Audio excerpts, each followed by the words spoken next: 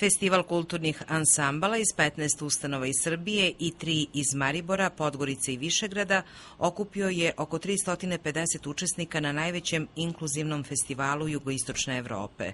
Pripreme su u pojedinim ustanovama trajale i po nekoliko meseci, ali program koji je prikazan na velikoj sceni Knjaževsko-srpskog teatra potvrda je da su note primerene svima, što je izvođenjem horskih pesama potvrdio i hor Ison, najveći inkluzivni hor u Srbiji.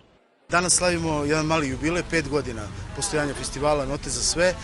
Po prvi put će biti međunarodnog karaktera. Prošle godine smo na ovoj sceni obećali da će biti međunarodni festival i evo, to smo ove godine ispunili. Imamo 3 učesnika iz inostranstva, u stvari 3 ustanove. Imamo goste iz Maribora, goste iz Višegrada i goste iz Podgorice.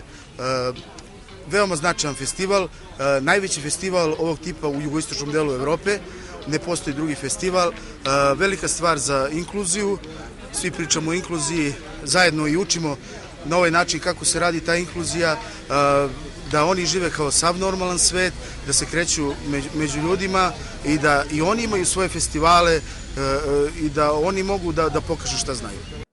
Pored 30 članova Kragujevačkog centra za zbrinjavanje odraslih, na inkluzivnom festivalu učestvovali su i učenici Udruženja osoba sa posebnim potrebama osnovnih škola, a svoj doprinos ovoj tradicionalnoj manifestaciji dali su i članovi Udruženja penzionera Kulturno-umetničkog društva Lepenica.